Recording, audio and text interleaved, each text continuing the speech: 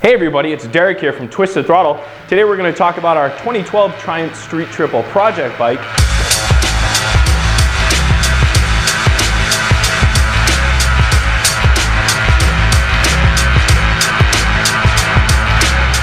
Now our whole concept with this when we were building it is versatility. We wanted something that could commute, take weekend trips, as well as do the occasional track day. Now the first thing we wanted to address when building this bike was crash protection.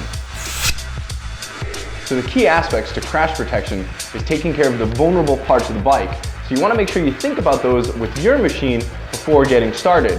Now once you've identified the vulnerable parts of the bike, the crash protection you want to pick is easy to install, strong, and has a low friction to it in case you go down and slide. If you take a look down here at the front axle, which is a primary contact point when a bike goes down, we've decided to use the R&G Racing front axle slider. Very simple installation. It's a through bolt that goes inside the hollow front axle and puts a slider on either side.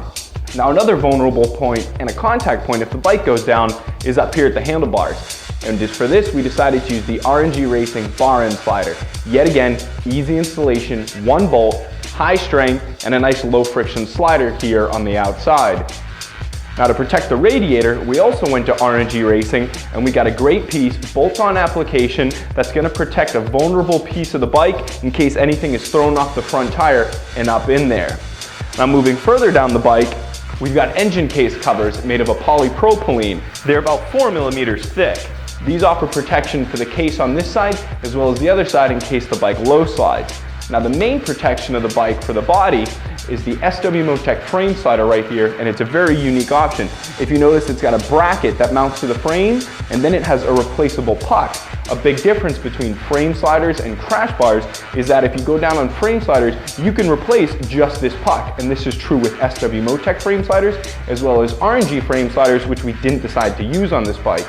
Now on the other side of things, a crash bar is going to offer the most amount of protection. It's going to cover the most area and be the strongest. The decision's all up to you as far as how much protection you want and aesthetically how you'd like the bike to look. To be honest, you can't go wrong with either one. Now moving further down the bike, I mentioned that we're going to be doing track days on this. Now fin guards like this, or toe guards, are required by AMA Racing and many track days. Again, it's a simple bolt-on piece, protects the chain and the rear sprocket from anything or any piece of us going in there in case we go down with the bike. Now out back, we've got the R&G Racing rear paddock stand, and this does double duty for us. This offers a great piece of crash protection for the rear of the bike, as well as doubling to put the bike up on a paddock stand. Now because this is the North American model bike, we cannot put the SW-MOTECH center stand on there because of the EVAP system and the canister on the bottom of the bike. If you have the Canadian model or the European model, the SW-MOTECH center stand will go on just fine. But since we can't do it on this bike, this piece right here does double duty for us to cover both. Now the next aspect we want to take a look at is the luggage for this bike. Now when we're commuting and taking those weekend trips, we're going to want plenty of storage to carry stuff. Now the first option we opted for was the Bags Connection SW-MOTECH Engage Quick Lock Tank Bag. This is a 7-liter tank bag, about medium size. It's going to hold stuff like our cell phone, wallet, keys, bottle of water, and so forth. What's great about this system is it uses SW-MOTECH's Quick Lock tank rings, and we've actually have the newest generation, the Evo system. Folks that are familiar with the system, this latest and greatest setup is easier to use and easier to install. So head over to TwistedThrottle.com to see which tank bag we recommend for your bike, as well as the proper tank ring application. Now as we move to the back of the bike, we had a lot of different options and configuration setups that we could have done on this bike. We could have put an SW-MOTECH Allurack and top trunk right here in the back, but that would have prevented us from being able to use the Blaze system and the saddlebag rails. So as you can see, we decided to go with the Blaze bags. It's an excellent system. Each bag is 14 liters and expands to 21 liters. The bags remove from the bike quick and easily, as well as the rails in just a couple of seconds. Now another thing that we weren't able to mount on the bike is the R&G Racing tail tidy. Because the mounting arms require the rear fender for a mounting point, we had to make the decision, do we want to use the tail tidy or the Blaze bags? And again, the Blaze bags won out. Now to top off the back half, we decided to use the bags connection Slipstream. This is their newest generation of this. You can see the lines have cleaned up and it's a little bit bigger. It has a 17-liter main compartment as well as 2 smaller compartments on the side for easy access to stuff. So between all of this, we've got a lot of options and a lot of space to store stuff. Now with luggage taken care of, we want to take a look at our comfort on the bike. Now to increase our comfort and legroom, we went with the MFW Vario foot peg system.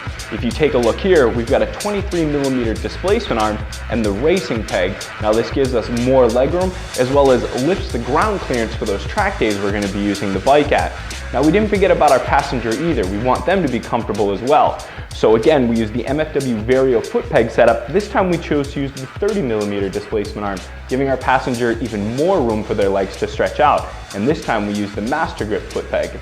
Now besides the foot pegs, we also want to use the SW-MOTECH mirror wideners. What this is going to allow us to do is take the mirrors up and out so we can actually see around us over our shoulders and elbows so we can keep an eye on traffic behind.